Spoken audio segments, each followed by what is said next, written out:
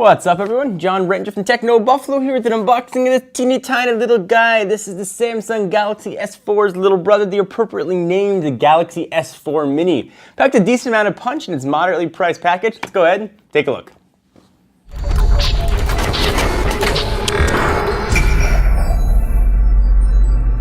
First, let me thank our friends at Negri Electronics for hooking us up with this phone. Be sure to check them out at negrielectronics.com. So here is the Samsung Galaxy S4 Mini, and oddly has very similar specs, save for the screen size and resolution, to its gigantic brother, the Galaxy Mega. Let's go ahead and use our buffalo knife to cut this open, and it literally has a buffalo in it. I was just being cute.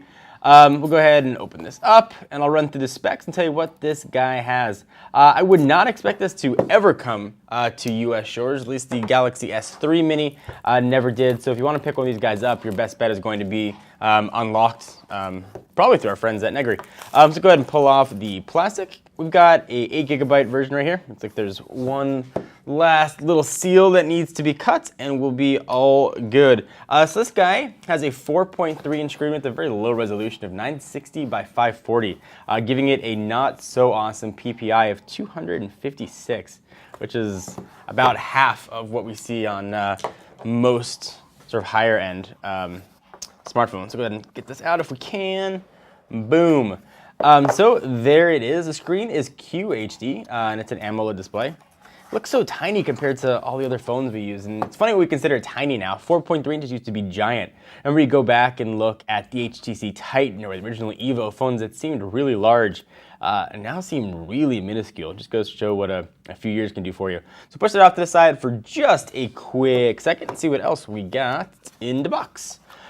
Quick start guide for getting started quickly. I know some of you guys like to know what the model number is, so it's the GT19195. We've got a charge and sync cable. It's in white. It's kind of nice. You don't see white cables all that often. We've got, looks like an adapter for the power cable. So depending on what country you live in, you can have the right adapter. We've got earbuds. We've got headphones with a noise canceling mic and volume control on it.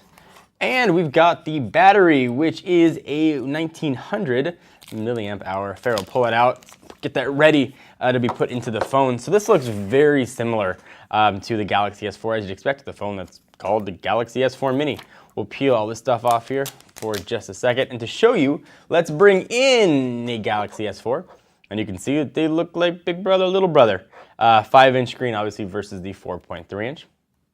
Very similar design languages on each. So let's walk through what we got. We got one big home button. It's definitely raised more than the S4, so really easy to feel. It's flanked by 2 capacitor buttons, a back and a menu button. Volume rocker up and down on the left-hand side. You've got some metal-esque accents. It is still plastic, but it does have a nice feel to it. Your power and lock button, charging and sync, noise-canceling mic, 3.5mm headset jack, some more noise-canceling mic. It looks like we also have the IR blaster. Let's go ahead and pull off the back. We'll pop in the battery. We'll run through the rest of the specs while this guy is booting up. It does take a micro SD card or SIM. I believe there are 2 versions available, one that supports LTE and a dual SIM model, which only has support for HSPA+. We have the LTE model here, so you guys can decide which one you want. So I'll power this guy on, and while it's doing its thing, I'll walk you through the rest of the specs.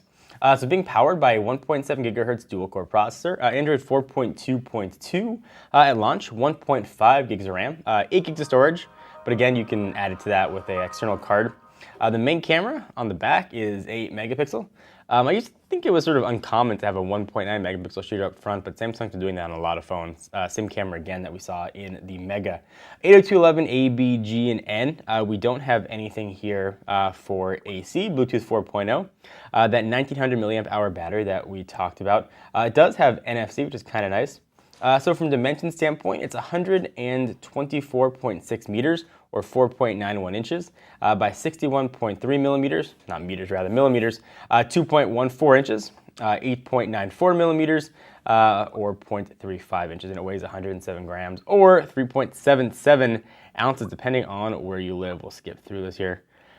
You know, again, it really shows how far technology has come just over the span of a year here. The screen resolution would have looked fine about a year ago, but now it definitely looks a little bit pixelated. The AMOLED screen though does make it look nice. The colors definitely pop, but definitely not one of the more high-res screens we've seen recently.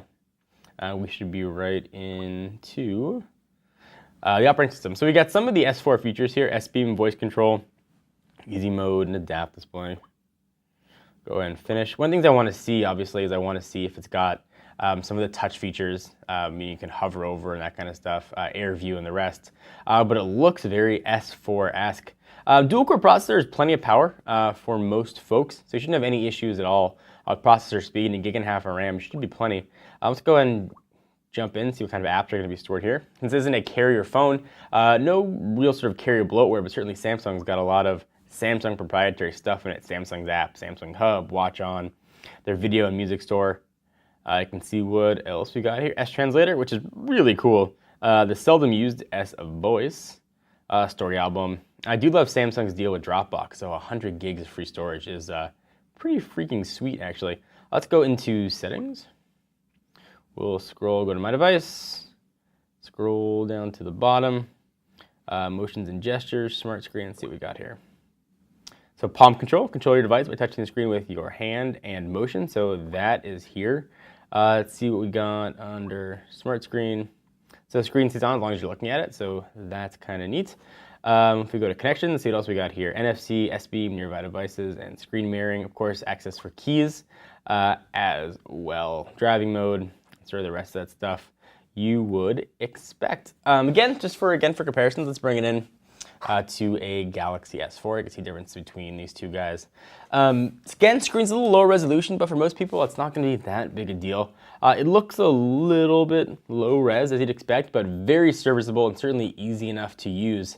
If you're looking for a lower cost phone, you want to get one unlocked, you don't want to be stuck on a 2-year contract, and you sort of want some of the Samsung look and feel, this might be a very good choice for you. Please give the video a thumbs up. We most definitely appreciate it. Check out our friends at negrielectronics.com. I'm John Rettinger from Techno Buffalo, and I'll see you in the next video. Bye.